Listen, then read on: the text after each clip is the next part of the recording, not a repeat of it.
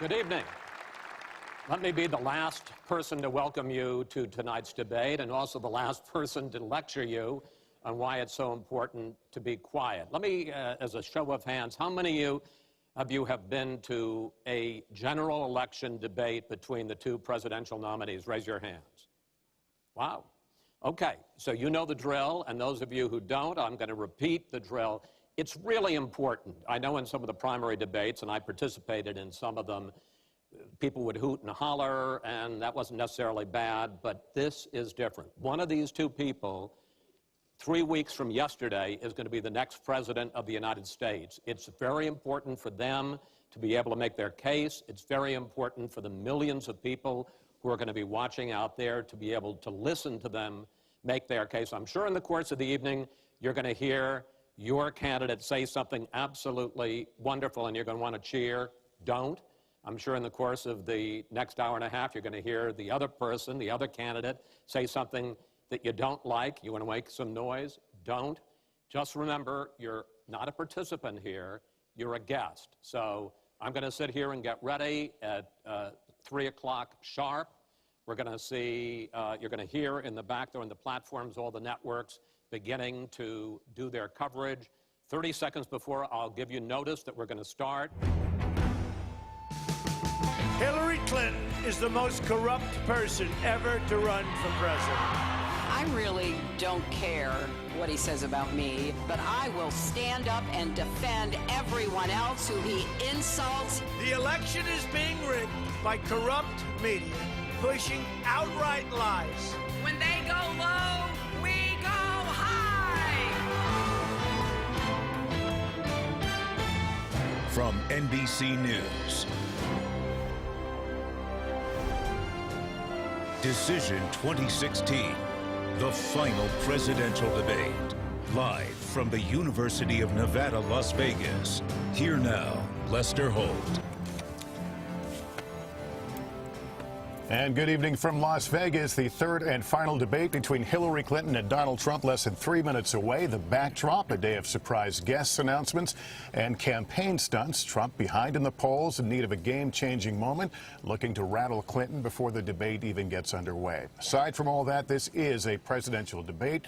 We're here because there are serious issues to discuss and serious differences between these two candidates. I'm joined by Savannah Guthrie, Chuck Todd, Tom Brokaw. Savannah, let me begin with you. Set the stage for us. Well, we're here in Vegas, so pick your metaphor. It's high stakes. The candidate is going to put it all on the table tonight. This is the last time either candidate gets a big national audience like this, and so they have a potential for a game changer, and Donald Trump really needs a game changer. He finds himself tonight behind in the polls. Think of where we were with the first debate, the one you moderated. He had brought this to be a very tight race. He's in a different situation tonight, and he needs to turn it around. Chuck, you're looking at the long game here for Republicans. It is. This isn't just about Donald Trump needing to have a good night. If you're a Republican on the ballot underneath Donald Trump's name, you really need him to have a good night. I've talked to plenty of Republican strategists for Senate and House campaigns. They say if tonight is like that first debate for Trump, the bottom could fall out and the House and Paul Ryan's job could be at stake. Tom, talk about Hillary Clinton.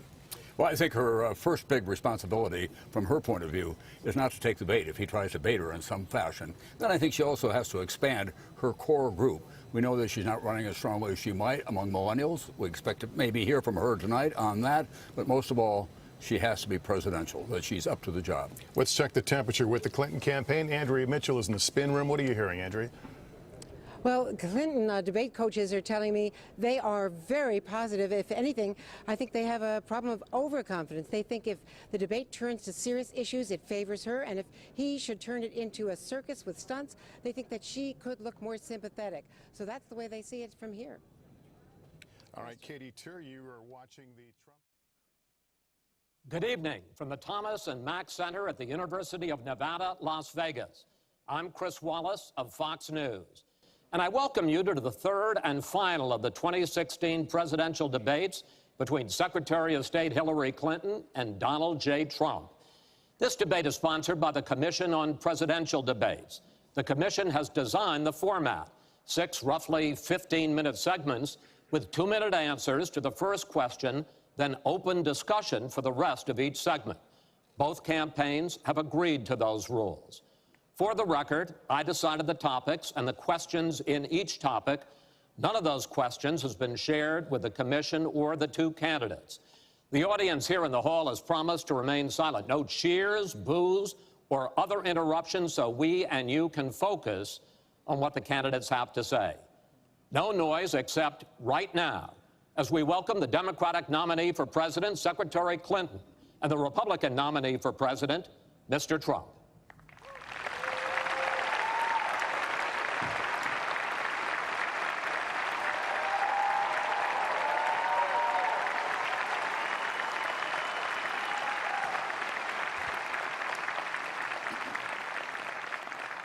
Secretary Clinton, Mr. Trump, welcome. Let's get right to it. The first topic is the Supreme Court.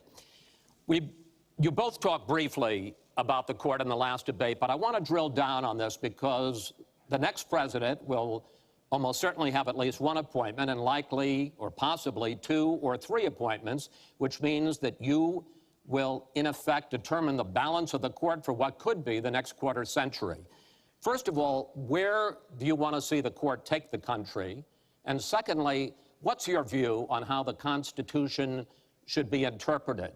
Do the founders' words mean what they say, or is it a living document to be applied flexibly according to changing circumstances? In this segment, Secretary Clinton, you go first. You have 2 minutes. Thank you very much, Chris, and thanks to UNLV for hosting us. You know, I think when we talk about the Supreme Court, it really raises the central issue in this election. Namely, what kind of country are we going to be? What kind of opportunities will we provide for our citizens? What kind of rights will Americans have? And I feel strongly that the Supreme Court needs to stand on the side of the American people, not on the side of the powerful corporations and the wealthy. For me, that means that we need a Supreme Court that will stand up on behalf of women's rights, on behalf of the rights of the LGBT community, that will stand up and say no to Citizens United, a decision that has undermined the election system in our country because of the way it permits dark, unaccountable money to come into our electoral system. I have major disagreements with my opponent about these issues and others that will be before the Supreme Court.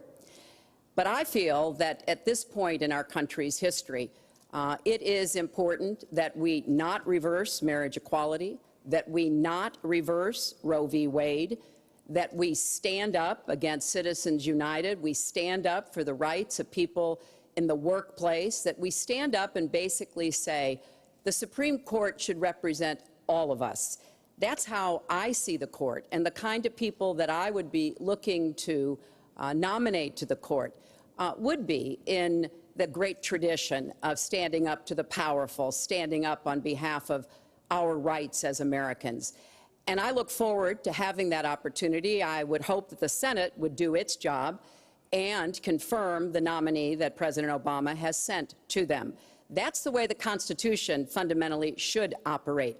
The President nominates, and then the Senate advises and consents or not, but they go forward with the process. Secretary Clinton, thank you. Mr. Trump, same question. Where do you want to see the court take the country, and how do you believe the Constitution should be interpreted?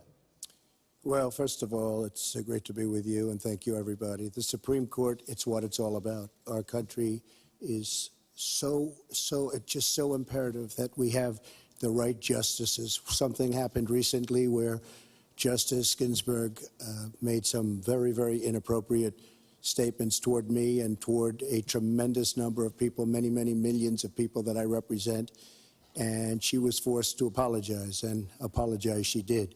But these were statements that should never, ever have been made. We need a Supreme Court that, in my opinion, is going to uphold the Second Amendment and all amendments, but the Second Amendment, which is under absolute siege. I believe if my opponent should win this race, which I truly don't think will happen, we will have a Second Amendment which will be a very, very small replica of what it is right now. But I feel that it's absolutely important that we uphold because of the fact that it is under such trauma. I feel that the justices that I am going to appoint, and I've named 20 of them, The justices that I'm going to appoint will be pro-life. They will have a conservative bent. They will be protecting the Second Amendment. They are great scholars in all cases, and they're people of tremendous respect. They will interpret the Constitution the way the founders wanted it interpreted, and I believe that's very, very important. I don't think we should have justices appointed that decide what they want to hear.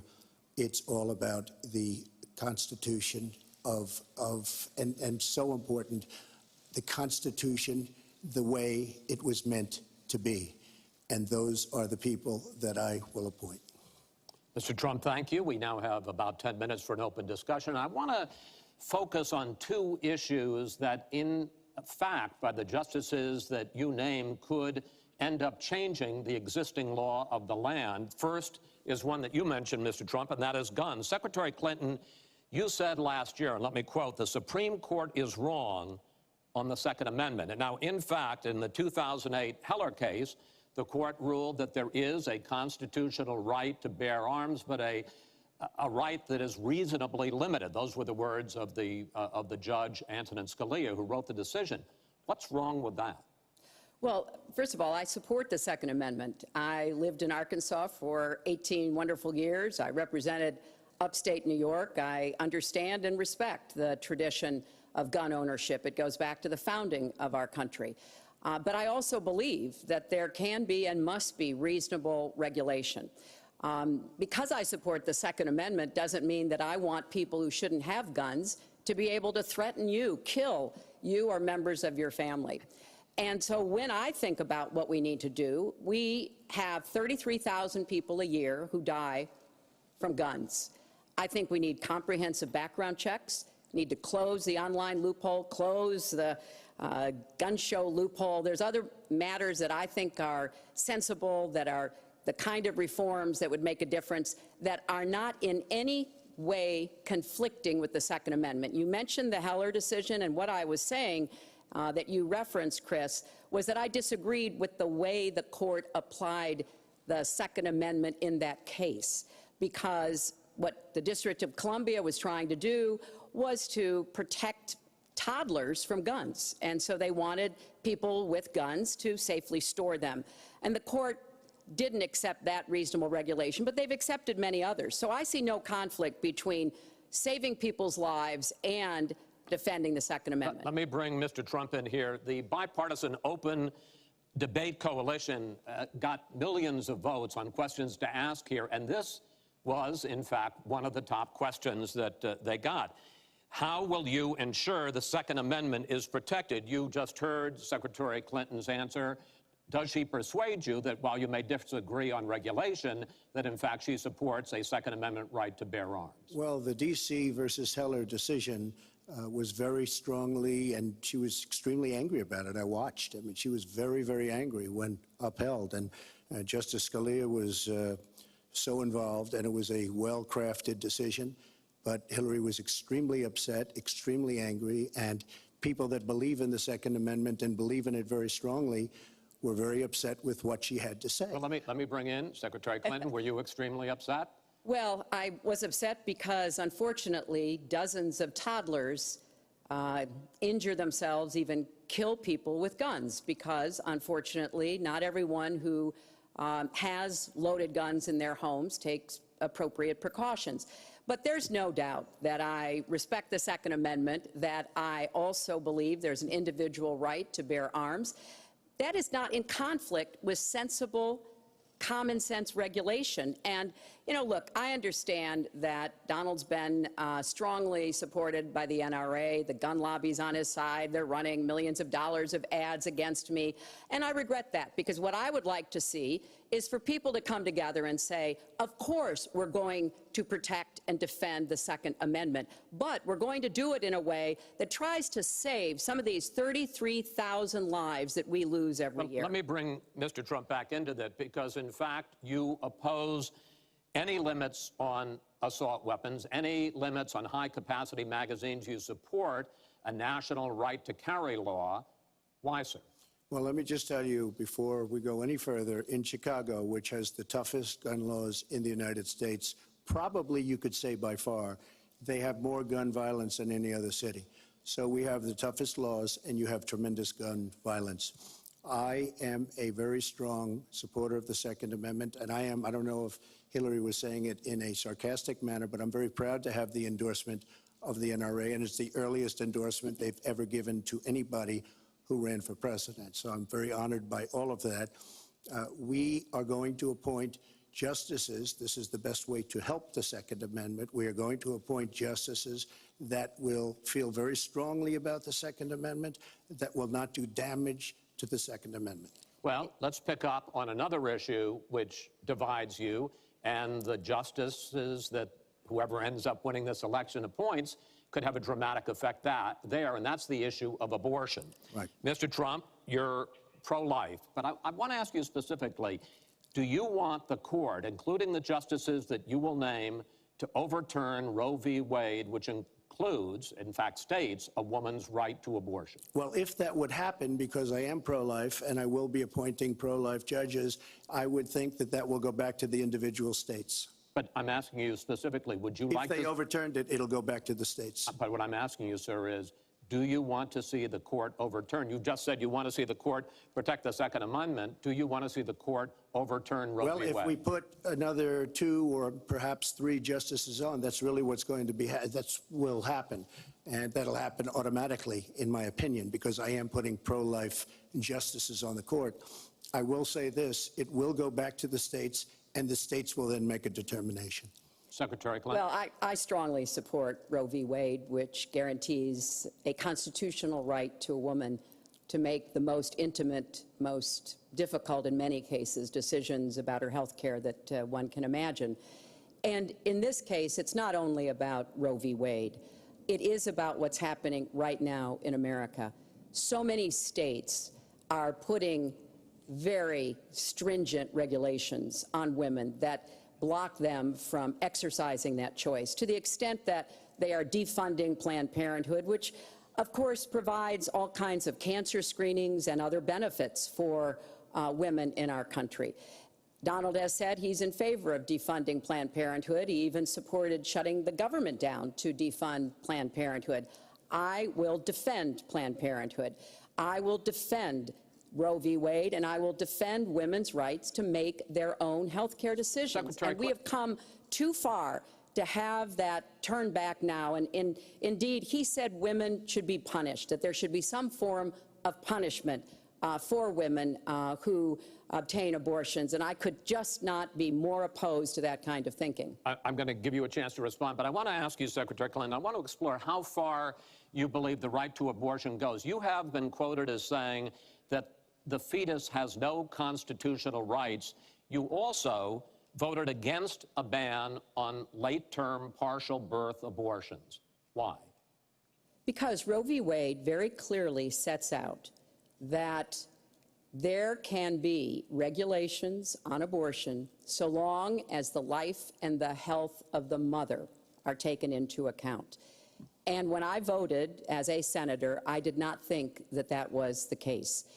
The kinds of cases that fall at the end of pregnancy are often the most heartbreaking, painful decisions for families to make. I have met with women who, toward the end of their pregnancy, get the worst news one could get, that their health is in jeopardy if they continue to carry to term, or that something terrible has happened or just been discovered about the pregnancy. I do not think the United States government should be stepping in and making those most personal of decisions. So you can regulate, if you are doing so, with the life and the health of the mother taken into account. Mr. Trump, your reaction, and particularly on this issue of late-term partial birth abortion. Well, I think it's terrible. If you go with what Hillary is saying, in the 9th month, you can take the baby and rip the baby out of the womb of the mother just prior to the birth of the baby. Now, you can say that that's okay, and Hillary can say that that's okay, but it's not okay with me.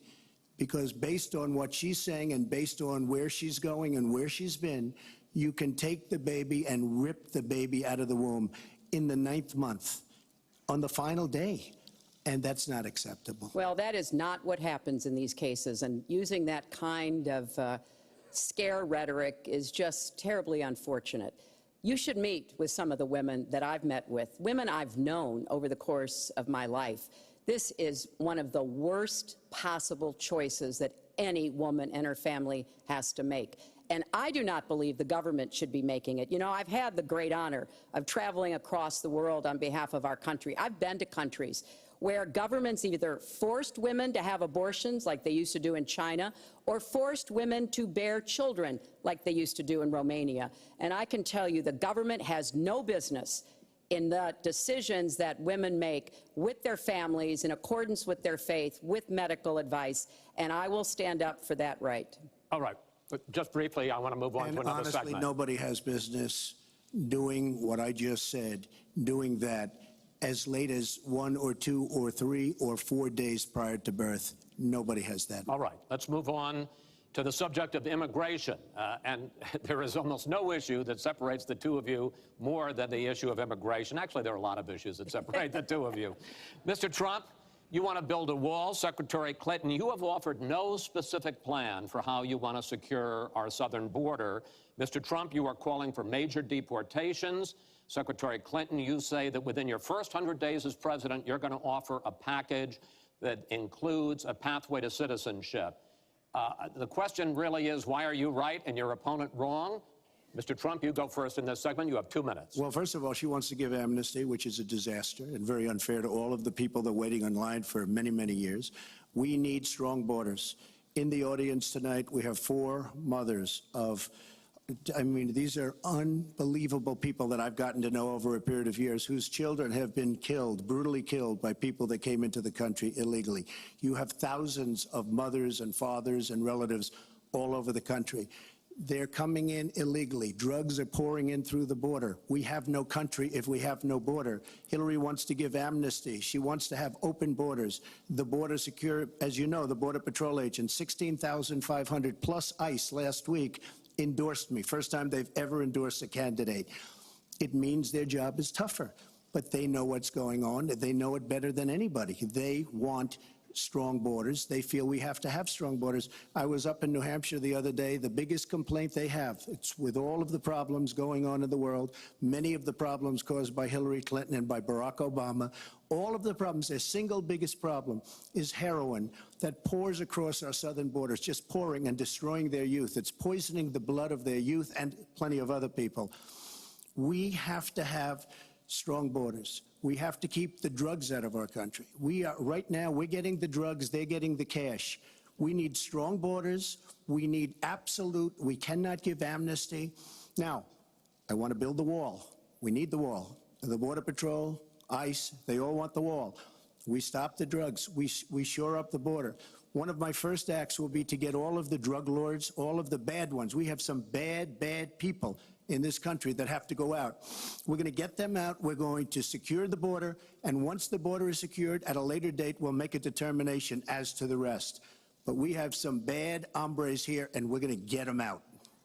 Mr. Trump, thank you. Same question to you, Secretary Clinton. Basically, why are you right and Mr. Trump is wrong? Well, as he was talking, I was thinking about a young girl I met here in Las Vegas, Carla, who was very worried that her parents might be deported because she was born in this country, but they were not. They work hard. They do everything they can to give her a good life. And you're right. I don't want to rip families apart. I don't want to be sending parents away from children.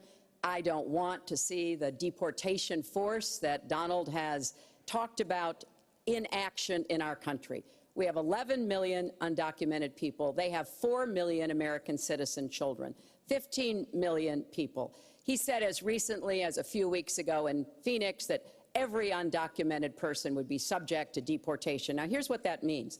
It means you would have to have a massive law enforcement presence, where law enforcement officers would be going school to school, home to home, business to business, rounding up people who are undocumented. And we would then have to put them on trains, on buses to get them out of our country. I think that is an idea that is not in keeping with who we are as a nation. I think it's an idea that would rip our country apart. I have been for border security for years. I voted for border security in the United States Senate. And my comprehensive immigration reform plan, of course, includes border security. But I want to put our resources where I think they're most needed, getting rid of any violent person, anybody who should be deported, we should deport them. When it comes to the wall that Donald talks about building, he went to Mexico, he had a meeting with the Mexican president, didn't even raise it, he choked, and then got into a Twitter war because the Mexican president said, we're not paying for that wall. So I think we are both a nation of immigrants and we are a nation of laws, and that we can act accordingly. And that's why I'm introducing comprehensive immigration reform within the first 100 days with a path to citizenship. Thank you, Secretary Clinton. I want to follow up. I think I should respond to that. First of all, I had a very good meeting with the president of Mexico, very nice man. We will be doing very much better with Mexico on trade deals, believe me. The NAFTA deal signed by her husband is one of the worst deals ever made of any kind, signed by anybody. It's a disaster. Hillary Clinton wanted the wall. Hillary Clinton fought for the wall in 2006 or thereabouts. Now, she never gets anything done, so naturally the wall wasn't built. But Hillary Clinton wanted the wall. Well, we are a country of laws. And by the way, no, wait. I'd like to hear from. I'd like to hear from Secretary Clinton. I voted for border security, and there are some limited places where that was appropriate. There also is necessarily going to be new technology and how best to deploy that. But it is clear when you look at what Donald has been proposing. He started his campaign bashing immigrants, calling Mexican immigrants rapists and criminals and drug dealers, that he has a very different view about what we should do to deal with immigrants. Now, what I am also arguing is that bringing undocumented immigrants out from the shadows, putting them into the formal economy will be good, because then employers can't exploit them and undercut Americans' wages. And Donald knows a lot about this. He used undocumented labor to build the Trump Tower. He underpaid undocumented workers, and when they complained, he basically said what a lot of employers do. You complain, I'll get you deported. I want to get everybody out of the shadows, get the economy working, and not let employers like Donald exploit undocumented workers, which hurts them but also hurts American workers. Mr. Trump. President Obama has moved millions of people out. Nobody knows about it. Nobody talks about it. But under Obama, millions of people have been moved out of this country. They've been deported. She doesn't want to say that, but that's what's happened, and that's what's happened big league. As far as moving these people out and moving, we either have a country or we don't. We're a country of laws. We either have a border or we don't. Now, you can come back in and you can become a citizen, but it's very unfair. We have millions of people that did it the right way. They're online, they're waiting. We're going to speed up the process, big league, because it's very inefficient. But they're online and they're waiting to become citizens. Very unfair that somebody runs across the border, becomes a citizen. Under her plan, you have open borders. You would have a disaster on trade, and you will have a disaster with your open borders. But what she doesn't say is that President Obama has deported millions and millions of people just the way Secretary Clinton, I want to. We will not have open borders. Well, let me that is a rank mischaracterization. Secretary Clinton. We will have secure borders, but we will also have reform. And this used to be a bipartisan issue. Ronald Reagan was the last president to sign immigration reform, and George W. Bush supported it as well. Secretary Clinton, I want to clear up your position on this issue, because in a speech you gave to a Brazilian bank for which you were paid $225,000, we've learned from the WikiLeaks that you said this, and I want to quote, "My dream is a hemispheric common market with open trade and open borders." So that's the question. That's the question. Please quiet, everybody. Is that your dream, open borders? Well, if you went on to read the rest of the sentence, I was talking about energy. You know, we trade more energy with our neighbors than we trade with the rest of the world combined. And I do want us to have an electric grid, an energy system that crosses borders. I think that will be a great benefit to us. But you are very clearly quoting from WikiLeaks, and what's really important about WikiLeaks is that the Russian government has engaged in espionage against Americans. They have hacked American websites, American accounts of private people, of institutions. Then they have given that information to WikiLeaks for the purpose of putting it on the internet. This has come from the highest levels of the Russian government, clearly from Putin himself, in an effort, as 17 of our intelligence agencies have confirmed, to influence our election. So I actually think the most important question of this evening, Chris, is finally, will Donald Trump admit and condemn that the Russians are doing this and make it clear that he will not have the help of Putin in this election, that he rejects Russian espionage against Americans, which he actually encouraged in the past. Those are the questions we need answered. We've never had anything like this happen in any of our elections before.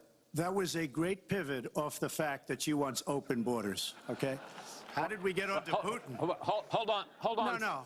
Wait. Hold on, folks, because this is going to end up getting out of control. Let's try to keep it quiet for the candidates and for the American people. So just to finish on the borders. Yes. She wants open borders. People are going to pour into our country. People are going to come in from Syria. She wants 550% more people than Barack Obama. And he has thousands and thousands of people. They have no idea where they come from. And you see, we are going to stop radical Islamic terrorism in this country. She won't even mention the words, and neither will President Obama. So I just want to tell you, she wants open borders. Now we can talk about Putin. I don't know Putin. He said nice things about me. If we got along well, that would be good.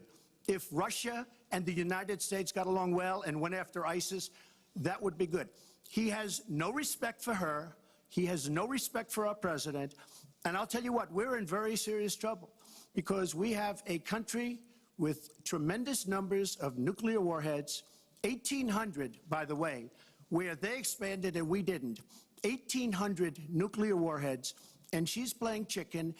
Look, Putin, from everything I see, has no respect for this person. Well, that's because he'd rather have a puppet as president of the United States. No puppet. And it's pretty clear. You're the puppet. It's pretty clear you won't admit that the Russians have engaged in cyber attacks against the United States of America, that you encouraged espionage against our people, that you are willing to spout the Putin line, sign up for his wish list, break up NATO, do whatever he wants to do, and that you continue to get help from him because he has a very clear favorite in this race. So I think that this is such an unprecedented situation. We've never had a foreign government trying to interfere in our election. We have 17 intelligence agencies, civilian and military, who have all concluded that these espionage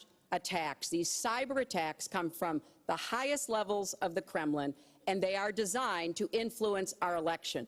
I find that deeply disturbing, and I think it's time. She has no idea whether it's Russia, China, or anybody else. I am not quoting myself. No idea. I am quoting Hillary, you have no idea. 17 do you doubt 17 our military has and no civilian agencies? Well, yeah, he'd rather believe Vladimir Putin than the military and civilian intelligence professionals who are sworn to protect us. I find that just absolutely She doesn't like Putin because Putin has outsmarted her at every step of the way. Excuse me. Putin has outsmarted her in Syria. He's outsmarted her every step of the way. I do get to ask some questions. Yes, that's And I would like to ask you this direct question. The top national security officials of this country do believe that Russia has been behind these hacks.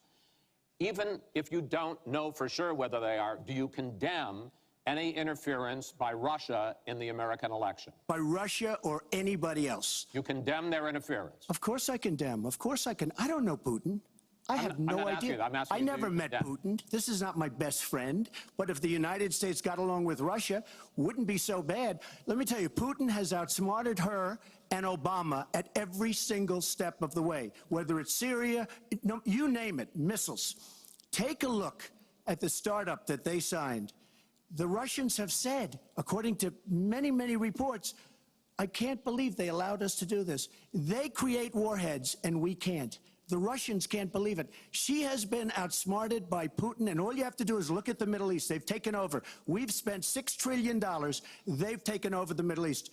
She has been outsmarted and outplayed worse than anybody I've ever seen in any government whatsoever. We're a long way away from immigration, but I'm going to let you finish this topic. Well, you got about 45 seconds. Yeah, and she always will be. I find it ironic that he's raising nuclear weapons. This is a person who has been very cavalier, even casual, about the use of nuclear weapons. He's advocated more countries getting them, Japan, Korea, even Saudi Arabia. He's said, well, if we have them, why don't we use them, which I think is terrifying. But here's the deal. The bottom line on nuclear weapons is that when the president gives the order, it must be followed. There's about 4 minutes between the order being given and the people responsible for launching nuclear weapons to do so. And that's why 10 people who have had that awesome responsibility have come out and in an unprecedented way said they would not trust Donald Trump with the nuclear codes or to have his finger on the nuclear button. I have 200 generals and admirals, 21 endorsing me, 21 Congressional Medal of Honor recipients. As far as Japan and other countries, we are being ripped off by everybody in the world. We're defending other countries. We are spending a fortune doing it. They have the bargain of the century. All I said is we have to renegotiate these agreements because our country cannot afford to defend Saudi Arabia, Japan, Germany, South Korea, and many other places. We cannot continue to afford. She took that as saying nuclear weapons. Look, she's been proven to be a liar on so many different ways. This is just another lie. Well, I'm just quoting you when there's no quote. You're not going to find a quote from me. Nuclear competition in Asia. You said, you know, go ahead, enjoy yourselves, folks. That kind and defend of language, yourselves. And defend yourselves. I didn't say nuclear. And defend yourself. The United States has kept the peace through our alliances. Donald wants to tear up our alliances. I think it makes the world safer, and frankly, it makes the United States safer. I would work with our allies in Asia, in Europe, in the Middle East, and elsewhere. That's the only way we're going to be able to keep peace. We are going to move on to the next topic, which is the economy, and I hope we handle that as well as we did immigration. You also have very different ideas about how to get the economy growing faster. Secretary Clinton, in your plan, government plays a big role. You see more government spending, more entitlements, more tax credits, more tax penalties. Mr. Trump, you want to get government out with lower taxes and less regulation. Yes. We're going to drill down into this a little bit more, but in this overview, please explain to me why you believe that your plan will create more jobs and growth for this country and your opponent's plan will not. In this round, you go first, Secretary Clinton. Well, I think when the middle class thrives, America thrives. And so my plan is based on growing the economy, giving middle class families many more opportunities. I want us to have the biggest jobs program since World War II, jobs in infrastructure and advanced manufacturing. I think we can compete with high-wage countries, and I believe we should. New jobs and clean energy, not only to fight climate change, which is a serious problem, but to create new opportunities and new businesses. I want us to do more to help small business. That's where 2/3 of the new jobs are going to come from. I want us to raise the national minimum wage because people who live in poverty should not, who work full-time should not still be in poverty. And I sure do want to make sure women get equal pay for the work we do. I feel strongly that we have to have an education system that starts with preschool and goes through college. That's why I want more technical education in high schools and in community colleges, real apprenticeships to prepare young people for the jobs of the future. I want to make college debt-free, and for families making less than $125,000, you will not get a tuition bill from a public college or university if the plan that I worked on with Bernie Sanders is enacted. And we're going to work hard to make sure that it is, because we are going to go where the money is. Most of the gains in the last years since the Great Recession have gone to the very top. So we are going to have the wealthy pay their fair share. We're going to have corporations make a contribution greater than they are now to our country. That is a plan that has been analyzed by independent experts, which said that it could produce 10 million new jobs. By contrast, Donald's plan has been analyzed to conclude it might lose 3.5 million jobs. Why? Because his whole plan is to cut taxes, to give the biggest tax breaks ever to the wealthy and to corporations, adding $20 trillion to our debt and causing the kind of dislocation that we have seen before, because it truly will be trickle-down economics on steroids. So the plan I have, I think, will actually produce greater opportunities. The plan he has will cost us jobs and possibly lead to another great recession. Secretary, thank you. Mr. Trump, why will your plan create more jobs and growth than Secretary Clinton? Well, first of all, before I start on my plan, her plan is going to raise taxes and even double your taxes. Her tax plan is a disaster. And she can say all she wants about college tuition, and I'm a big proponent. We're going to do a lot of things for college tuition, but the rest of the public's going to be paying for it. We will have a massive, massive tax increase under Hillary Clinton's plan. But I'd like to start off where we left, because when I said Japan and Germany, and I'm not to single them out, but South Korea, these are very rich, powerful countries. Saudi Arabia, nothing but money. We protect Saudi Arabia. Why aren't they paying? She immediately, when she heard this, I questioned it. And I questioned NATO. Why aren't the NATO questions? Why aren't they paying? Because they weren't paying. Since I did this was a year ago, all of a sudden they're paying. And I've been given a lot of credit for it. All of a sudden they're starting to pay up. They have to pay up. We're protecting people. They have to pay up. And I'm a big fan of NATO, but they have to pay up. She comes out and said, we love our allies. We think our allies are great. Well, it's awfully hard to get them to pay up when you have somebody saying, we think how great they are. We have to tell Japan in a very nice way. We have to tell Germany, all of these countries, South Korea, we have to say, you have to help us out. We have, during his regime, during President Obama's regime, we've doubled our national debt. We're up to $20 trillion. So my plan, we're going to renegotiate trade deals. We're going to have a lot of free trade. We're going to have free trade, more free trade than we have right now. But we have horrible deals. Our jobs are being taken out by the deal that her husband signed, NAFTA, one of the worst deals ever. Our jobs are being sucked out of our economy. You look at all of the places that I just left. You go to Pennsylvania, you go to Ohio, you go to Florida, you go to any of them. You go upstate New York. Our jobs have fled to Mexico and other places. We're bringing our jobs back. I am going to renegotiate NAFTA. And if I can't make a great deal, then we're going to terminate NAFTA and we're going to create new deals. We're going to have trade, but we're going to terminate it. We're going to make a great trade deal. And if we can't, we're going to do it. We're going to go a separate way, because it has been a disaster. We are going to cut taxes massively. We're going to cut business taxes massively. They're going to start hiring people. We're going to bring the $2.5 trillion that's offshore back into the country. We are going to start the engine rolling again, because right now our country is dying at 1% GDP. Well, let me translate that if I can, Chris, because you can't. The fact is he's going to advocate for the largest tax cuts we've ever seen, 3 times more than the tax cuts under the Bush administration. I have said repeatedly throughout this campaign, I will not raise taxes on anyone making $250,000 or less. I also will not add a penny to the debt. I have costed out what I'm going to do. He will, through his massive tax cuts, add $20 trillion to the debt. Well, he mentioned the debt. We know how to get control of the debt. When my husband was president, we went from a $300 billion deficit to a $200 billion surplus, and we were actually on the path to eliminating the national debt. When President Obama came into office, he inherited the worst economic disaster since the Great Depression. He has cut the deficit by 2/3. So, yes, one of the ways you go after the debt, one of the ways you create jobs is by investing in people. So I do have investments in new jobs, investments in education, skill training, and the opportunities for people to get ahead and stay ahead. That's the kind of approach that will work. Cutting taxes on the wealthy, we've tried that. It has not worked the way that it has been promised. Secretary Clinton, I want to pursue your plan because in many ways it is similar to the Obama stimulus plan in 2009, which has led to the slowest GDP growth since 1949. Correct. Thank you, sir. You told me in July when we spoke that the problem is that President Obama didn't get to do enough in what he was trying to do with this stimulus. So is your plan basically even more of the Obama stimulus?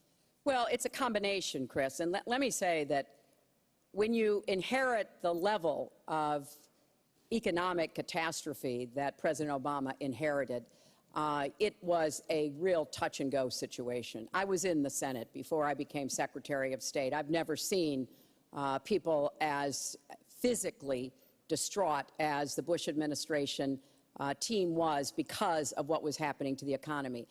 I personally believe that the steps that President Obama took saved the economy. He doesn't get the credit he deserves for taking some very hard positions. But it was a terrible recession. So now we've dug ourselves out of it. We're standing, but we're not yet running.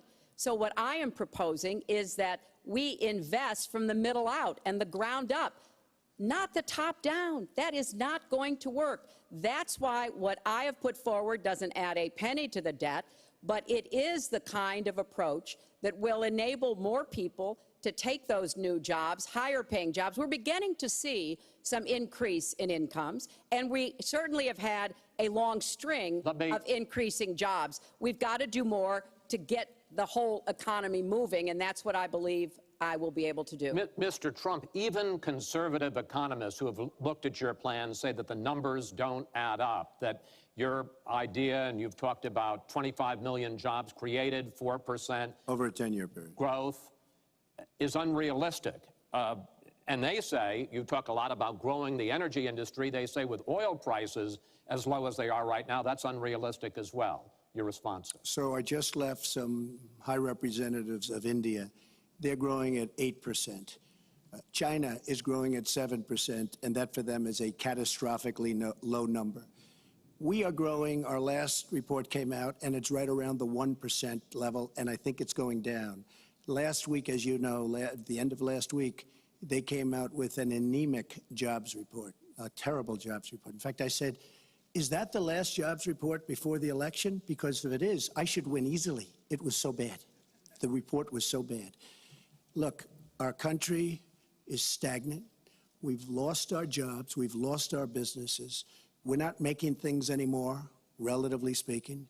Our product is pouring in from China, pouring in from Vietnam, pouring in from all over the world. I've visited so many communities. This has been such an incredible education for me, Chris. I've gotten to know so many. I've developed so many friends over the last year, and they cry when they see what's happened. I passed factories that were thriving 20, 25 years ago, and because of the bill that her husband signed and she blessed 100%, it is just horrible what's happened to these people in these communities. Now, she can say that her husband did well, but boy, did they suffer as NAFTA kicked in, because it didn't really kick in very much, but it kicked in after they left. Boy, did they suffer. That was one of the worst things that's ever been signed by our country. Now she wants to sign Trans-Pacific Partnership, and she wants it. She lied when she said she didn't call it the gold standard in one of the debates. She totally lied. She did call it the gold standard, and they actually fact-checked, and they said I was right. I was so honored. I want to give you a chance to briefly speak to that, and then I want to pivot to 1/6 of the economy, which is Obamacare. But go ahead, briefly. First, let me say, number one, when I saw the final agreement for TPP, I said I was against it. It didn't meet my tests. I've had the same tests. Does it create jobs, raise incomes, and further our national security? I'm against it now. I'll be against it after the election. I'll be against it when I'm president. There's only one of us on this stage who's actually shipped jobs to Mexico, because that's Donald. He's shipped jobs to 12 countries, including Mexico. But he mentioned China. And, you know, one of the biggest problems we have with China is the illegal dumping of steel and aluminum into our markets. I have fought against that as a senator. I've stood up against it as Secretary of State. Donald has bought Chinese steel and aluminum. In fact, the Trump hotel right here in Las Vegas was made with Chinese steel. So he goes around with crocodile tears about how terrible it is, but he has given jobs to Chinese steel workers, not American steel workers. Mr. Trump? That's the kind of approach that is just not going to work. We're going to pull the country together. We're going to have trade agreements that we enforce. That's why I'm going to have a trade prosecutor for the first time in history. And we're going to enforce those agreements. And we're going to look for businesses to help us by buying American products. I ask a simple question. She's been doing this for 30 years. Why the hell didn't you do it over the last 15, 20 years. You were very much involved, excuse me, my turn. You were very much involved in every aspect of this country, very much. And you do have experience. I'd say the one thing you have over me is experience, but it's bad experience because what you've done has turned out badly. For 30 years, you've been in a position to help. And if you say that I use steel or I use something else, I make it impossible for me to do that. I wouldn't mind. The problem is you talk, but you don't get anything done, Hillary. You don't. Just like when you ran the State Department, $6 billion was missing. How do you miss $6 billion? You ran the State Department. $6 billion was either stolen, they don't know. It's gone. $6 billion. If you become president, this country is going to be in some mess, believe me. Well, first of all, what he just said about the State Department is not only untrue, it's been debunked numerous times. But I think it's really an important issue. He raised the 30 years of experience. So let me just talk briefly about that. You know, back in the 1970s, I worked for the Children's Defense Fund, and I was taking on discrimination against African-American kids in schools. He was getting sued by the Justice Department for racial discrimination in his apartment buildings. In the 1980s, I was working to reform the schools in Arkansas. He was borrowing $14 million from his father to start his businesses. In the 1990s, I went to Beijing, and I said women's rights are human rights. He insulted a former Miss Universe, Alicia Machado, called her an eating machine. And on the day when I was in the Situation Room, monitoring the raid that brought Osama bin Laden to justice, he was hosting the Celebrity Apprentice. So I'm happy to compare my 30 years of experience, what I've done for this country, trying to help in every way I could, especially kids and families, get ahead and stay ahead, with your 30 years, and I'll let the American people make that decision. Well, I think I did a much better job. I built a massive company, a great company, some of the greatest assets anywhere in the world. Worth many, many billions of dollars. I started with a $1 million loan. I agree with that. It's a $1 million loan, but I built a phenomenal company. And if we could run our country the way I've run my company, we would have a country that you would be so proud of. You would even be proud of it. And frankly, when you look at her real record, take a look at Syria, take a look at the migration, take a look at Libya, take a look at Iraq. She gave us ISIS because her and Obama created this huge vacuum. And a small group came out of that huge vacuum because we should have never been in Iraq, but once we were there, we should have never got out the way they wanted to get out. She gave us ISIS as sure as you are sitting there. And what happened is now ISIS is in 32 countries. And now I listen how she's going to get rid of ISIS. She's going to get rid of nobody. All right, we are going to get to foreign hotspots in a few moments, but the next segment is fitness to be president of the United States. Mr. Trump, at the last debate, you said your talk about grabbing women was just that, talk, and that you'd never actually done it. And since then, as we all know, 9 women have come forward and said that you either groped them or kissed them without their consent. Why would so many different women from so many different circumstances over so many different years, why would they all in this last couple of weeks make up, you deny this, why would they all make up these stories? And since this is a question for both of you, Secretary Clinton, Mr. Trump says what your husband did and that you defended was even worse. Mr. Trump, you go first. Well, first of all, those stories have been largely debunked. Those people, I don't know those people. I have a feeling how they came. I believe it was her campaign that did it. Just like if you look at what came out today on the clips, where I was wondering what happened with my rally in Chicago and other rallies where we had such violence. She's the one in Obama that caused the violence. They hired people, they paid them $1,500, and they're on tape saying, be violent, cause fights, do bad things. I would say the only way, because those stories are all totally false, I have to say that. And I didn't even apologize to my wife, who's sitting right here, because I didn't do anything.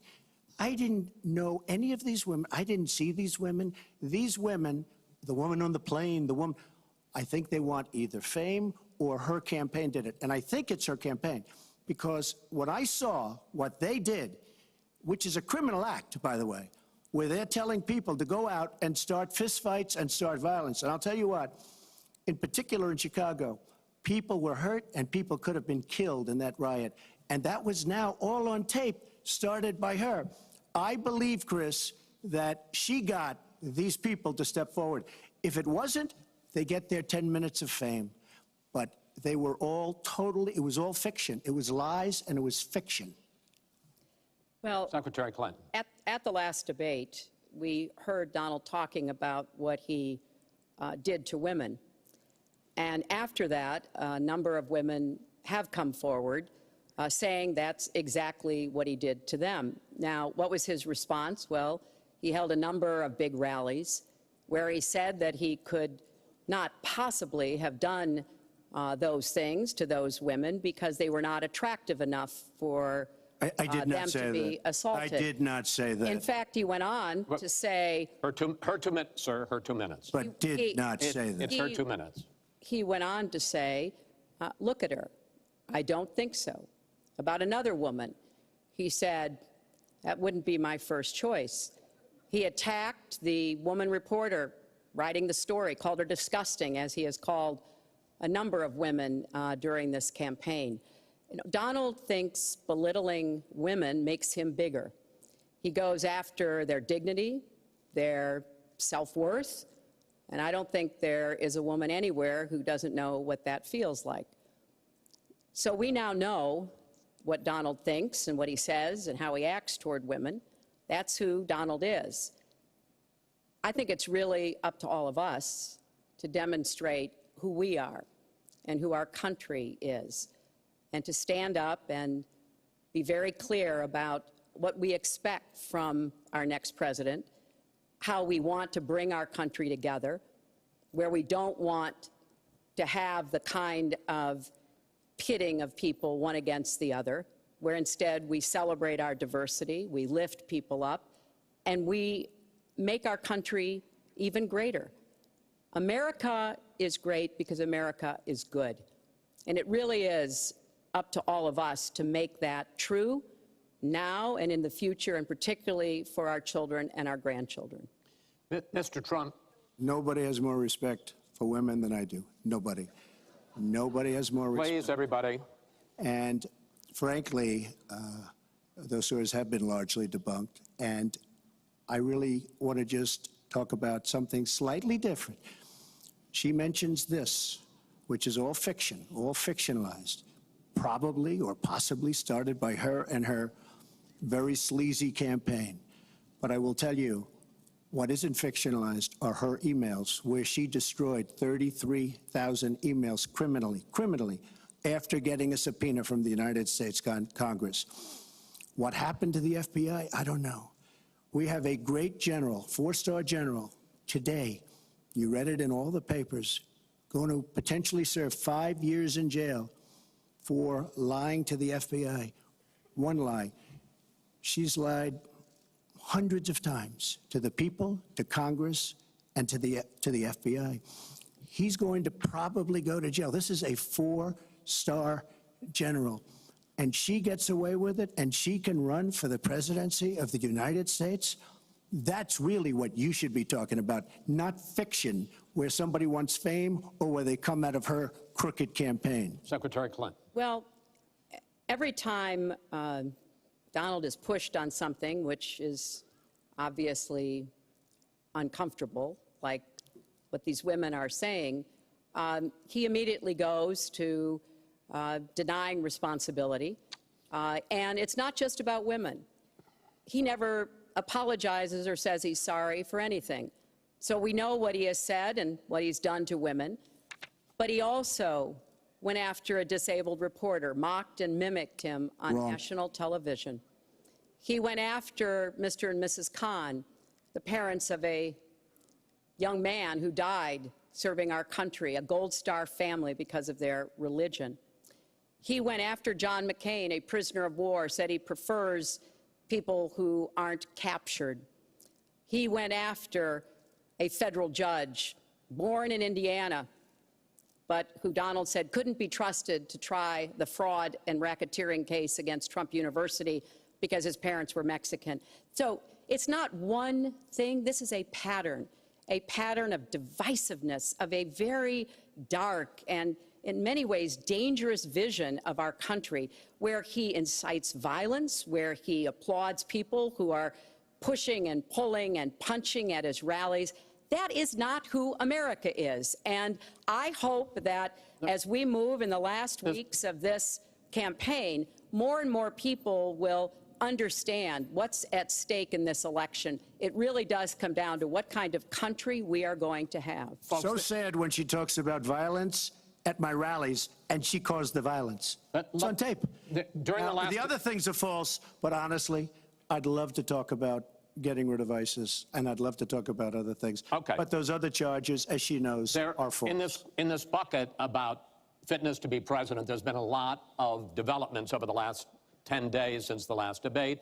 I'd like to ask you about them. These are questions that the American people have. Secretary Clinton, during your 2009 Senate confirmation hearing, you promised to avoid even the appearance of a conflict of interest with your dealing with the Clinton Foundation while you were Secretary of State. But emails show that donors got special access to you.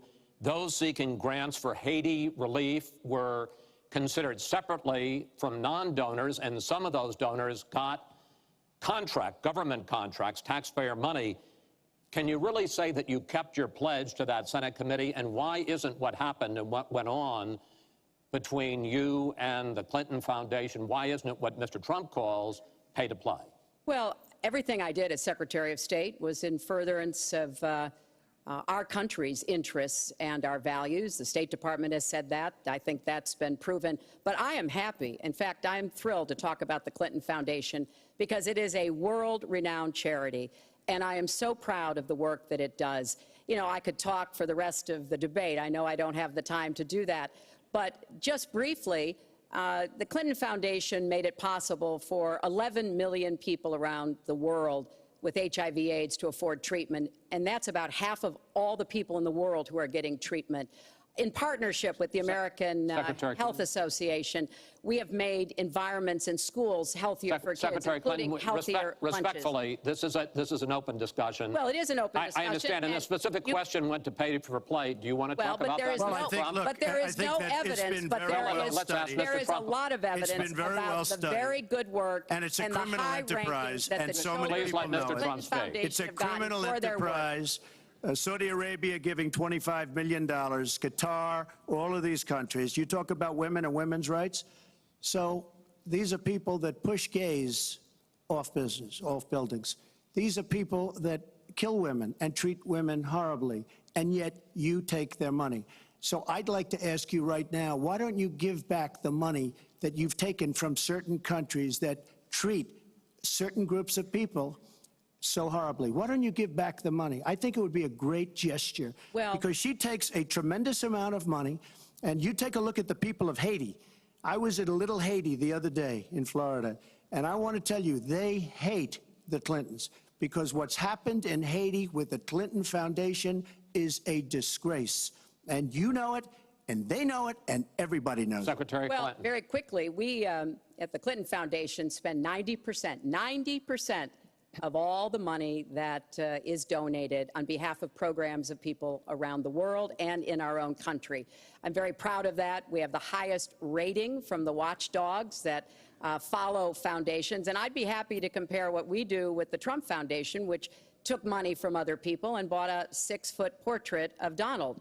I mean, who does that? It just was astonishing. But when it comes to Haiti, Haiti is the poorest country in our hemisphere. The earthquake and the hurricanes, it has devastated Haiti. Bill and I have been involved in trying to help Haiti for many years. The Clinton Foundation raised $30 million to help Haiti after the catastrophic earthquake and all of the terrible problems the people there had.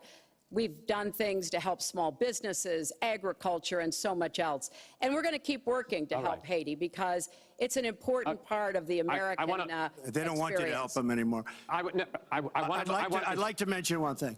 Trump Foundation, small foundation.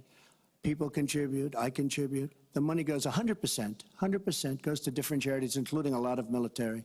I don't get anything. I don't buy boats. I don't buy planes. What happens is the money goes out. Wasn't some of the money used to settle your lawsuit, sir? No, it was, we put up the American flag, and That's it. They put up the American flag. We fought for the right in Palm Beach to put up the American flag. There was a penalty that was imposed by Palm Beach County, and the money came from your foundation. And by the way, the money went to Fisher House, where they build houses. The money that you're talking about went to Fisher House, where they build houses for veterans and disabled. I want to get into one last... But of course, there's no way we can know whether any of that is true because he hasn't released his tax returns. He is the first candidate ever to run for president in the last 40-plus years who has not released his tax returns. So everything he says about charity or anything else, we can't prove it. You can look at our tax returns. We've got them all out there. But what is really troubling is that we learned in the last debate he has not paid a penny in federal income tax. And we were talking about immigrants a few minutes ago, Chris. You know, half of all immigrants, undocumented immigrants in our country, actually pay federal income tax. So we have undocumented immigrants in America who are paying more federal income tax than a billionaire. I find that let me just tell you very astonishing. Simply, we're entitled, because of the laws that people like her pass, to take massive amounts of depreciation and other charges, and we do it. And all of her donors, just about all of them, I know Buffett took hundreds of millions of dollars, George Soros, took hundreds of millions of dollars. Let me just explain. All of her donors, most of her donors have done the same thing as I did. Okay. Well, and you know what she should have done? Folks, we heard and this. You know, Hillary, what you should have done? You should have changed the law when you were a United States Senator. If folks, you don't like we heard this. Yeah. Because your donors and your special interests are doing the same thing as I do, except even more so. Well, you should have changed the law, but you won't change the law because you take in so much money. I mean, I sat in my apartment today on a very beautiful hotel down the street, known as Made with Chinese steel. But I will tell you, I sat there watching ad after ad after ad, false ad, all paid for by your friends on Wall Street that gave so much money because they know you're going to protect them. And frankly, you should have changed the laws. If you don't like what I did, you should have changed the laws. Mr. Trump, I want to ask you about one last question in this topic. You have been warning at rallies recently that this election is rigged and that Hillary Clinton is in the process of trying to steal it from you. Your running mate, Governor Pence, pledged on Sunday that he and you, his words, will absolutely accept the result of this election. Today, your daughter Ivanka said the same thing. I want to ask you here on the stage tonight, do you make the same commitment that you will absolutely, sir, that you will absolutely accept the result of this election? I will look at it at the time. I'm not looking at anything now. I'll look at it at the time. What I've seen is so bad. First of all, the media is so dishonest and so corrupt, and the pile-on is so amazing. The New York Times actually wrote an article about it that they don't even care. It's so dishonest, and they've poisoned the minds of the voters. But unfortunately for them, I think the voters are seeing through it. I think they're going to see through it. We'll find out on November 8th, but I think they're going to see through it. But, sir, if you look, excuse me, Chris, if you look at your voter rolls, you will see millions of people that are registered to vote. Millions. This isn't coming from me. This is coming from Pew Report and other places. Millions of people that are registered to vote that shouldn't be registered to vote. So let me just give you one other thing. So I talk about the corrupt media. I talk about the millions of people. Tell you one other thing. She shouldn't be allowed to run.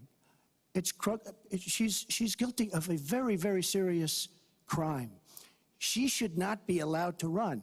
And just in that respect, I say it's rigged. Because she should never, Chris, she should never have been allowed to run for the presidency based on what she did with emails and so many other things. But, sir, there is a tradition in this country. In fact, one of the prides of this country is the peaceful transition of power, and that no matter how hard fought a campaign is, that at the end of the campaign, that the loser concedes to the winner. Not saying that you're necessarily going to be the loser or the winner, but that the loser concedes to the winner and that the country comes together in part for the good of the country. Are you saying you're not prepared now to commit to that principle? What I'm saying is that I will tell you at the time. I'll keep you in suspense. Well, Chris, let me respond to that because that's horrifying. You know, every time Donald thinks things are not going in his direction, he claims whatever it is rigged against him. The FBI conducted a year-long investigation into my emails. They concluded there was no case. He said the FBI was rigged. He lost the Iowa caucus. He lost the Wisconsin primary. He said the Republican primary was rigged against him. Then Trump University gets sued for fraud and racketeering. He claims the court system and the federal judge is rigged against him. There was even a time when he didn't get an Emmy for his TV program 3 years in a row, and he started tweeting that the Emmys were rigged against him. Should have gotten it. This is a mindset. This is how Donald thinks. And it's funny, but it's also really troubling. Okay. Now, that is not the way our democracy works. We've been around for 240 years. We've had free and fair elections. We've accepted the outcomes when we may not have liked them.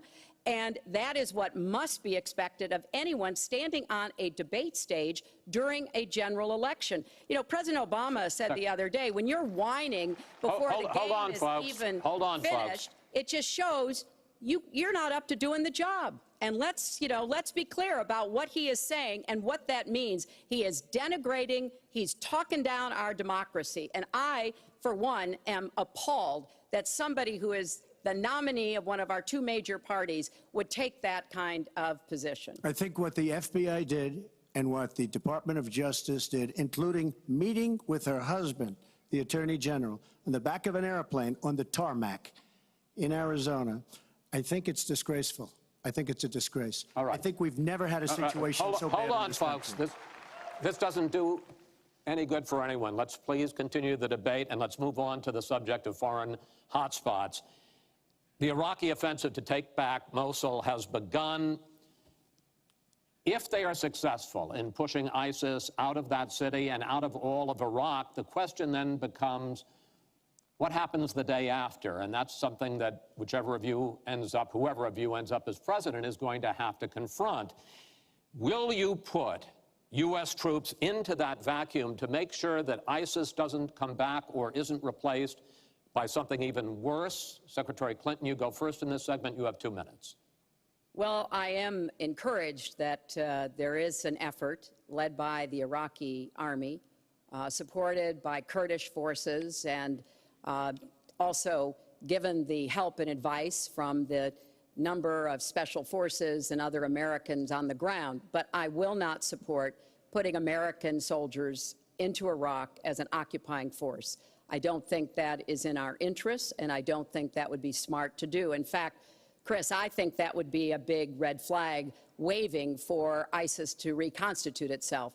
The goal here is to take back Mosul. It's going to be a hard fight. I've got no illusions about that. And then continue to press into Syria to begin to take back and move on Raqqa, which is the ISIS headquarters. I am hopeful that the hard work that American military advisors have done will pay off, and that we will see a really successful military operation. But we know we've got lots of work to do. Syria will remain a hotbed of terrorism as long as the civil war, aided and abetted by the Iranians and the Russians, continue. So I have said, look, we need to keep our eye on ISIS. That's why I want to have an intelligence surge that protects us here at home, why we have to go after them from the air, on the ground, online, why we have to make sure here at home we don't let terrorists buy weapons. If you're too dangerous to fly, you're too dangerous to buy a gun. And I'm going to continue to push for a no-fly zone and safe havens within Syria, not only to help protect the Syrians and prevent the constant outflow of refugees, but to frankly gain some leverage on both the Syrian government and the Russians so that perhaps we can have the kind of serious negotiation necessary to bring the conflict to an end and go forward on a political track. Mr. Trump, same question. If we are able to push ISIS out of Mosul and out of Iraq, would you be willing to put U.S. troops in there to prevent their return or something else? Let me tell you, Mosul's so sad. We had Mosul. But when she left, when she took everybody out, we lost Mosul. Now we're fighting again to get Mosul.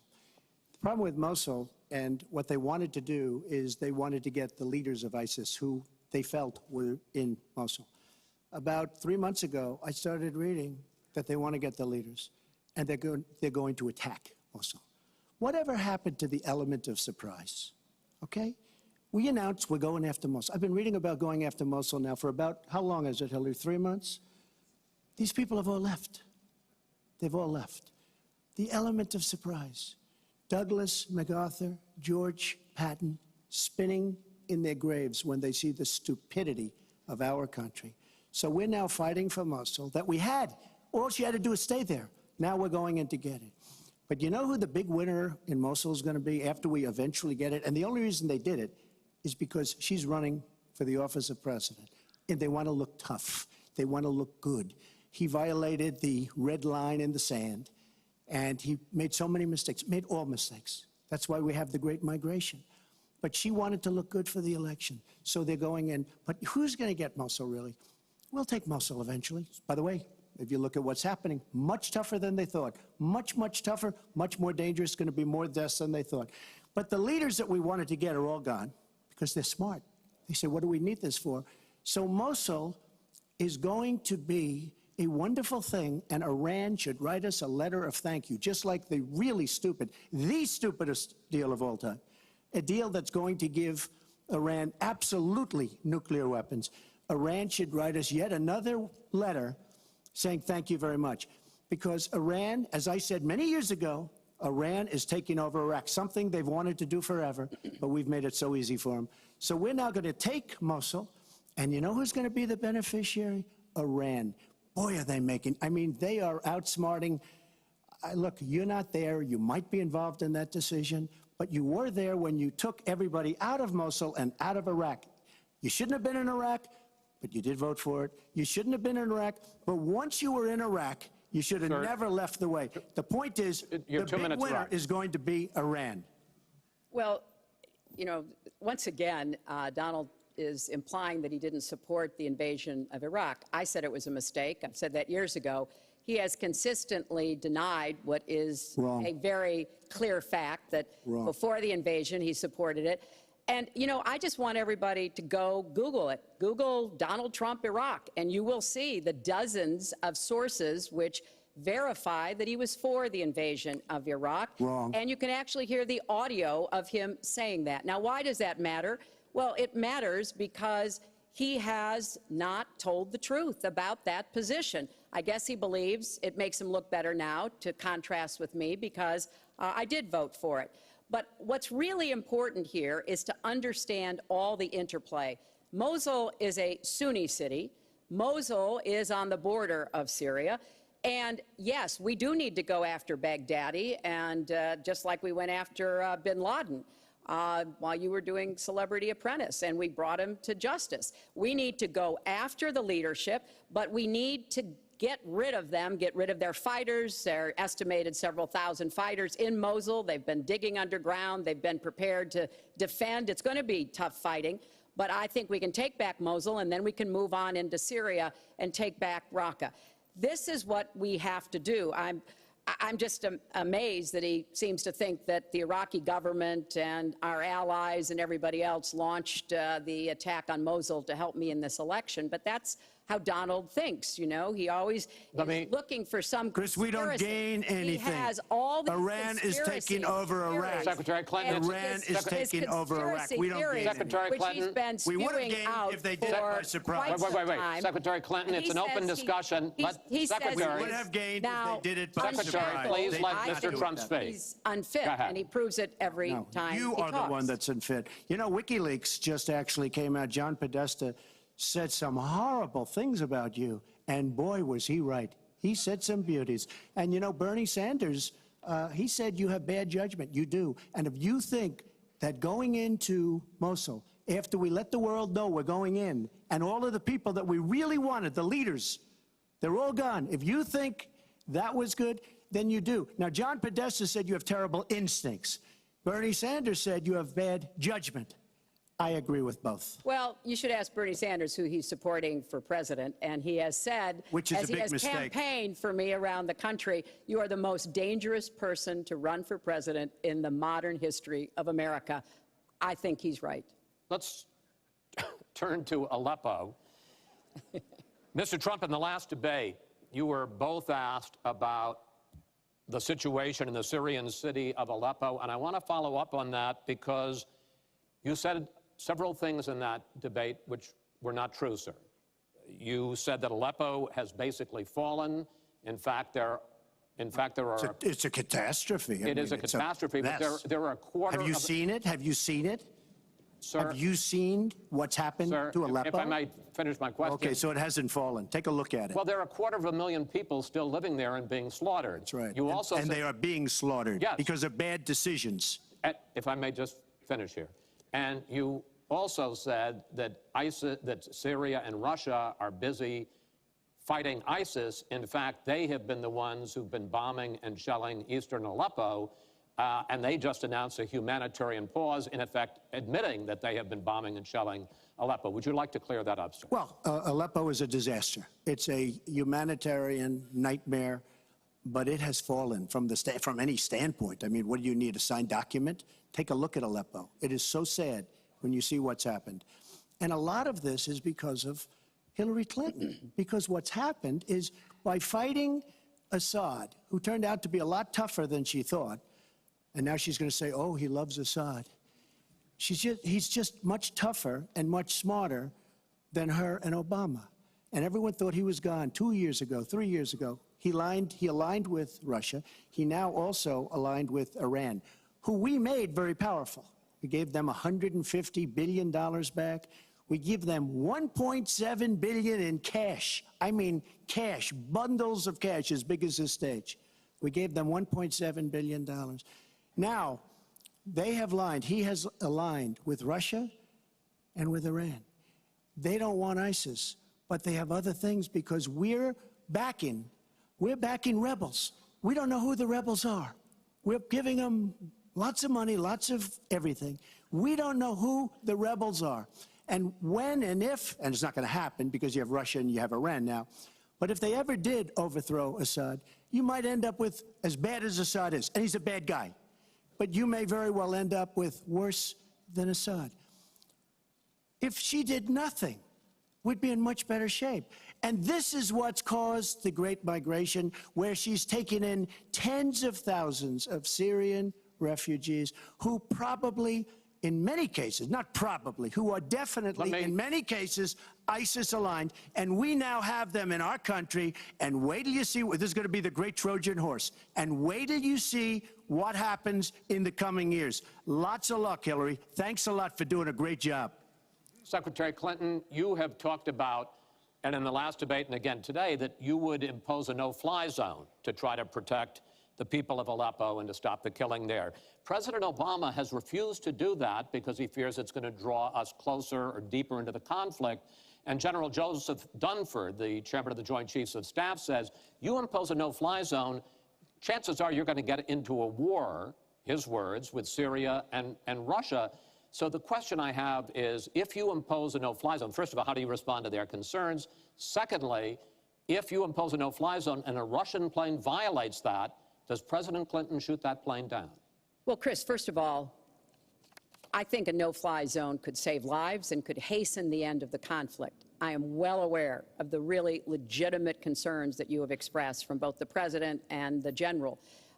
This would not be done just on the first day. This would take a lot of negotiation. It would also take making it clear to the Russians and the Syrians that our purpose here was to provide safe zones on the ground. We've had millions of people leave Syria, and those millions of people inside Syria who've been dislocated. So I think we could strike a deal and make it very clear to the Russians and the Syrians that this was something that we believed was in the best interests of the people on the ground in Syria.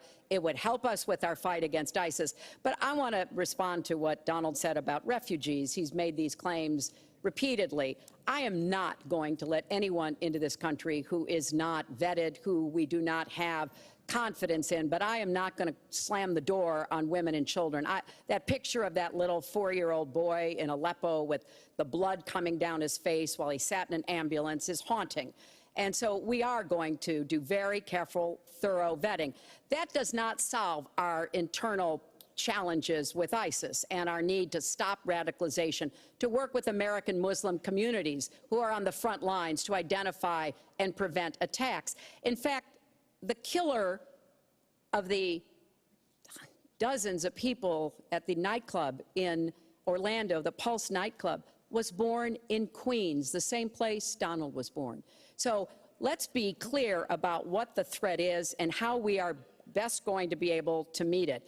And yes, some of that threat emanates from over in Syria and Iraq, and we've got to keep fighting, and I will defeat ISIS. And some of it is we have to up our game and be much smarter here Folks, at home. I want to get into our final segment. But I just have to, it's Real so quick. ridiculous what she will defeat ISIS. We should have never let ISIS happen in the first place. And right now they're in 32 countries. Okay. You should have never. Wait 1 second. They had a ceasefire 3 weeks ago. A ceasefire, United States, Russia, Syria. And during the ceasefire, Russia took over vast swatches of land. And then they said, we don't want the ceasefire anymore. We are so outplayed on missiles, on ceasefires. They are outplayed. Now, she wasn't there. I assume she had nothing to do with it. But our country is so outplayed by Putin and Assad and, by the way, and by Iran. Nobody can believe how stupid our leadership is. Mr. Trump, Secretary Clinton, no, we need to move on to our final segment, and that is the national debt, which has not been discussed until tonight. Our national debt as a share of the economy, our GDP, is now 77%. That's the highest since just after World War II. But the nonpartisan Committee for a Responsible Federal Budget says, Secretary Clinton, under your plan, debt would rise to 86% of GDP over the next 10 years. Mr. Trump, under your plan, they say it would rise to 105% of GDP over the next 10 years. Question is, why are both of you ignoring this problem? Mr. Trump, you go first. Well, I say they're wrong because I'm going to create tremendous jobs. And we're bringing GDP from really 1%, which is what it is now. And if she got in, it'll be less than 0. But we're bringing it from 1% up to 4%. And I actually think we can go higher than 4%. I think you can go to 5 or 6%. And if we do, you don't have to bother asking your question because we have a tremendous machine. We will have created a tremendous economic machine once again. To do that, we're taking back jobs. We're not going to let our companies be raided by other countries where we lose all our jobs. We don't make our product anymore. It's very sad. But I'm going to create the kind of a country that we were from the standpoint of industry. We used to be there. We've given it up. We've become very, very sloppy. We've had people that are political hacks making the biggest deals in the world, bigger than companies. You take these big companies, these trade deals are far bigger than these companies. And yet we don't use our great leaders, many of whom back me and many of whom back Hillary, I must say. But we don't use those people. Those are the people, these are the greatest negotiators in the world. We have the greatest business people in the world. We have to use them to negotiate our trade deals. We use political hacks. We use people that get the position because they made a campaign contribution. And they're dealing with China and people that are very much smarter than they are. So we have to use our great people. But with that being said, we will create an economic machine, the likes of which we haven't seen in many decades. And people, Chris, will again go back to work, and they'll make a lot of money, and we'll have companies that will grow and expand and start from new. Secretary Clinton. Well, first, when I hear Donald talk like that and know that his slogan is "Make America Great Again," I wonder when he thought America was great. And before he rushes and says, you know, before you and President Obama were there, I think it's important to recognize that he has been criticizing our government for decades. You know, back in 1987, he took out a $100,000 ad in the New York Times during the time when President Reagan was president and basically said exactly what he just said now, that we were the laughing stock of the world. He was criticizing President Reagan. This is the way Donald thinks about himself, puts himself into, you know, the middle and says, you know, I alone can fix it, as he said on the convention stage. But if you look at the debt, which is the issue you asked about, Chris, I pay for everything I'm proposing. I do not add a penny to the national debt. I take that very seriously because I do think it's one of the issues we've got to come to grips with. So when I talk about how we're going to pay for education, how we're going to invest in infrastructure, how we're going to get the cost of prescription drugs down, and a lot of the other issues that people talk to me about all the time, I've made it very clear we are going where the money is. We are going to ask the wealthy and corporations to pay their fair share. And there is no evidence whatsoever that that will slow down or diminish our growth. In fact, I think just the opposite. We'll have what economists call middle-out growth. We've got to get back to rebuilding the middle class, the families of America. That's where growth will come from. That's why I want to invest in you. I want to invest in your family. And I think that's the smartest way to grow the economy, to make the economy fairer. And we just have a big disagreement about this. It may be because of our experiences. You know, he started off with his dad as a millionaire. I started off with my dad as a small businessman. We've heard this before. I think it's, you know, it's a difference that affects how we see the world and what we want to do with the economy. Time. Thank you, Hillary. Could I just respond? Well, no. Because sir, I did we're running out of disagree with time. Ronald Reagan very strongly on trade. I disagreed with him. We should have been much tougher on trade even then. I've been waiting for years. Nobody does it right. And frankly, now we're going to do it right. All right. The one last area I want to get into with you in this debate is the fact that the biggest driver of our debt is entitlements, which is 60% of all federal spending. Now, the Committee for Responsible Federal Budget has looked at both of your plans, and they say neither of you has a serious plan that is going to solve the fact that Medicare is going to run out of money in the 2020s, Social Security is going to run out of money in the 2030s, and at that time, recipients are going to take huge cuts in their benefits. So, in effect, the final question I want to ask you in this regard is, and let me start with you, Mr. Trump, would President Trump make a deal to save Medicare and Social Security that included both tax increases and benefit cuts, in effect, a grand bargain on entitlements? I'm cutting taxes. We're going to grow the economy. It's going to grow at a record rate. But that's not going to help on entitlements. It's going to totally help you. And one thing we have to do, repeal and replace the disaster known as Obamacare. It's destroying our country. It's destroying our businesses, our small business, and our big businesses. We have to repeal and replace Obamacare. You take a look at the kind of numbers that will cost us in the year 17. It is a disaster if we don't repeal and replace. Now, it's probably going to die of its own weight, but Obamacare has to go. The premiums are going up 60, 70, 80%. Next year, they're going to go up over 100%. And I'm really glad that the premiums have started. At least the people see what's happening, because she wants to keep Obamacare and she wants to make it even worse. And it can't get any worse. Bad health care at the most expensive price. We have to repeal and replace Obamacare. And Secretary Clinton, same question, because at this point, Social Security and Medicare are going to run out. The trust funds are going to run out of money. Will you, as president, will you consider a grand bargain, a deal that includes both tax increases and benefit cuts to try to save both programs? Well, Chris, I am on record as saying that we need to put more money into the Social Security Trust Fund. That's part of my commitment to raise taxes on the wealthy. My Social Security payroll contribution will go up, as will Donald's, assuming he can't figure out how to get out of it.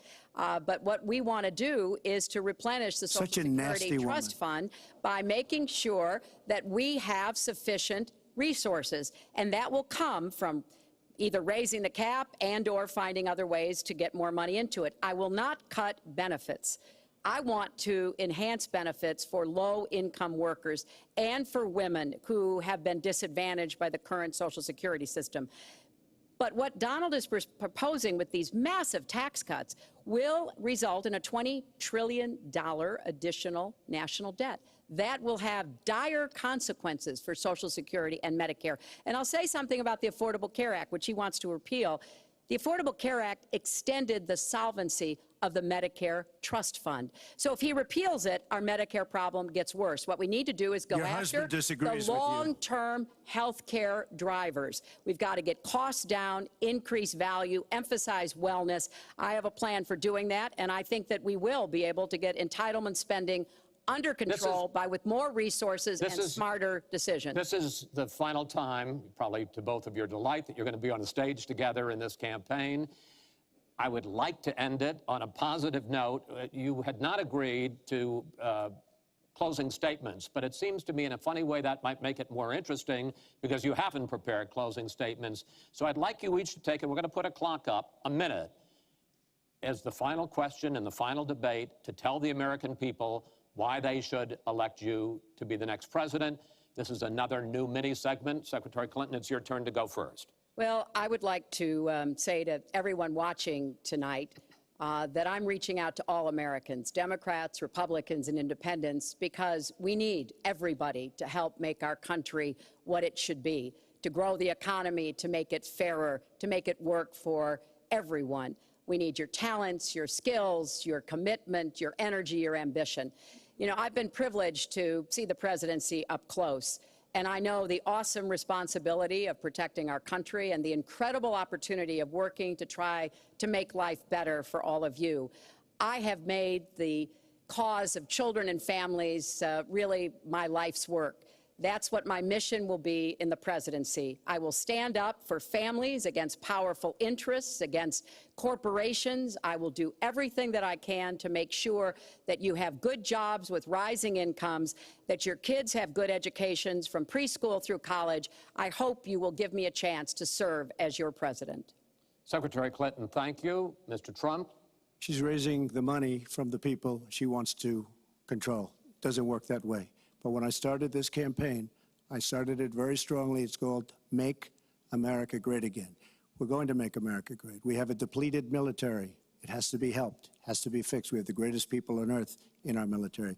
We don't take care of our veterans. We take care of illegal immigrants, people that come into the country illegally, better than we take care of our vets. That can't happen.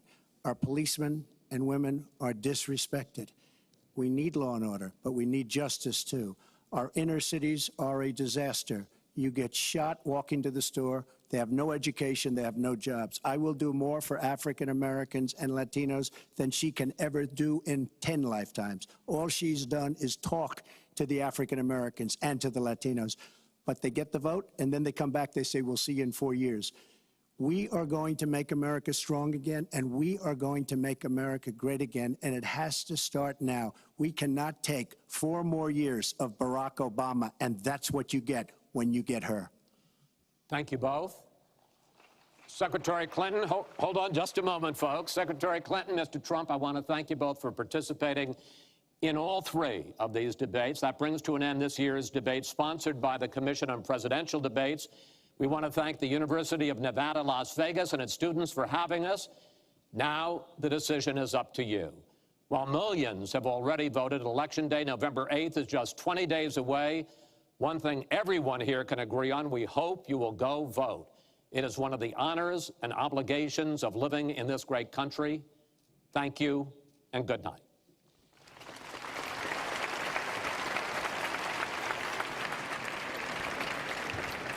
Well, it was billed as the final debate, but there might have been 2 debates here tonight. There was the first 30 minutes that could almost be described as subdued. Then there was the next hour, not so subdued. This is Lester Holt along with Chuck Todd, Savannah Guthrie, Tom Brokaw, as we began to discuss what just happened there, especially in the last hour of the debate. Chuck? Well, look, overall, this was the closest thing we had to a normal debate. Okay, there was issue questions, there was issue back and forth, so there was moments there where it almost felt like a normal presidential election.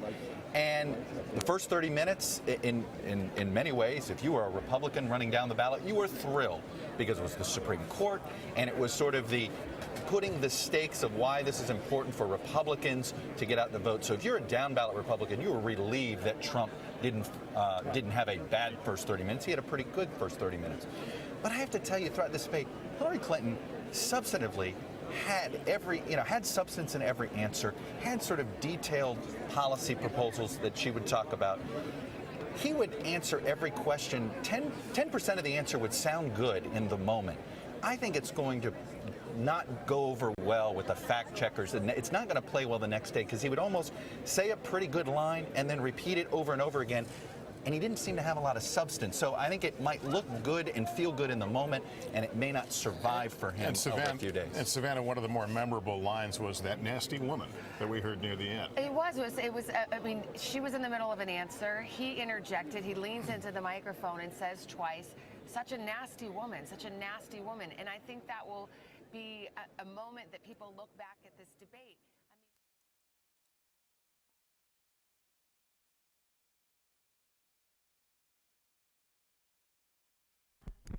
Hi there, how you doing? My name is Dr. Zach Robbins. I am here at Cheyenne High School. We are live. Here we just finished our Debate Watch focus group, and I'm here with some Cheyenne High School students. And right now, what I'd like to do is actually ask you all, how did you feel participating in the Debate Watch event? Who would like to share? Thank you, Dr. Robbins. Witnessing the Debate Watch, I thought it was pretty interesting, letting us give us a chance to actually see what happened, and it's also really cool that we're able to have our own opinions and see what we'll be able to lead and stuff. Absolutely outstanding. Would you like to share? Yeah, I would like to say that it's very good to let our voices be heard, and because this is our generation and it's our future that's going to be affected by this. Excellent, excellent. Anyone else? Yeah, of course. Yeah, I would say it's a pretty good experience, you know, just coming to Cheyenne and sitting with our friends and having little conversations about who's going to be our next president. So I honestly think it was a good thing at Cheyenne High School, matter of fact. Excellent. Anyone else? All right, you know, it's so great that your parents were here. I'm so glad that your parents are in the library watching us. They're watching us live right now. Guys, thank you so much for participating in our first Debate Watch event.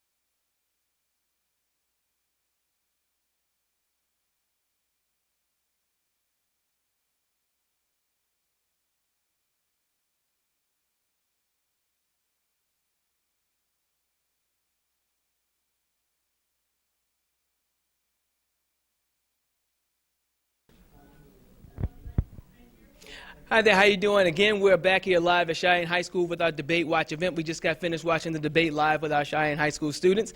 And you know, guys, what are you going to remember most from this experience? Who would like to share? What I will remember most from this event is making history for Cheyenne and for Las Vegas. Excellent, excellent. Who else would like to share?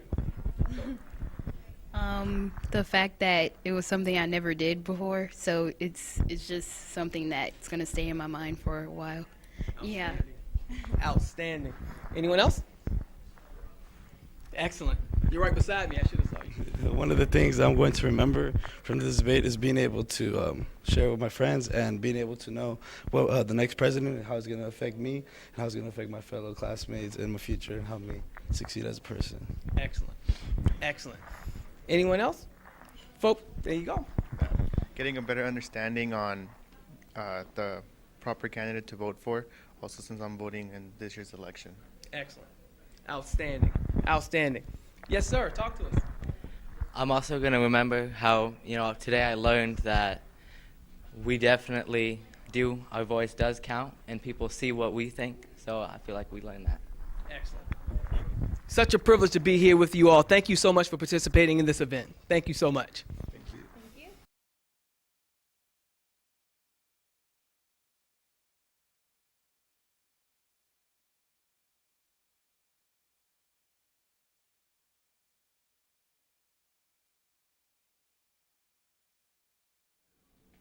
you. Good afternoon, Cheyenne. I'm coming to you live from the studio room, and I have here 3 of my fellow seniors. What do you guys think? Why is it important for people to vote? Well, I honestly think it's important for people to vote because every vote counts. Whether if they like that candidate or not, they could always make a decision whether they are going to make president or not.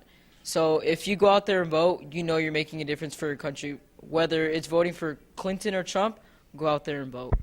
I think that voting is one of the most important things that you can do because voting, when you vote, it's pretty much you deciding who's going to control your life.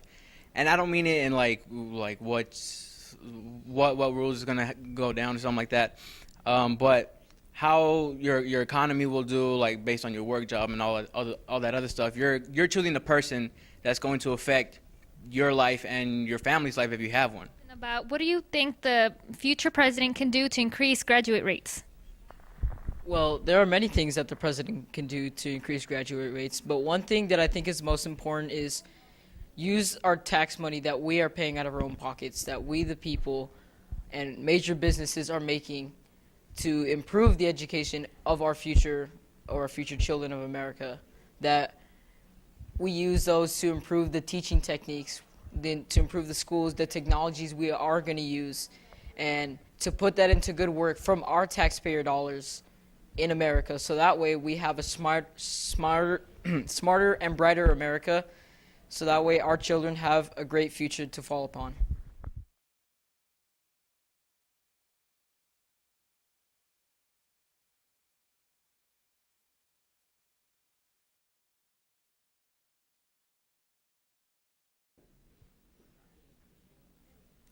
Hello, everyone. This is Dr. Zach Robbins back one more time, and I'm here with Professor Rachel Anderson from the Boyd School of Law. Professor Anderson, you know, this collaboration with Cheyenne High School and the Boyd School of Law has been so great working with you.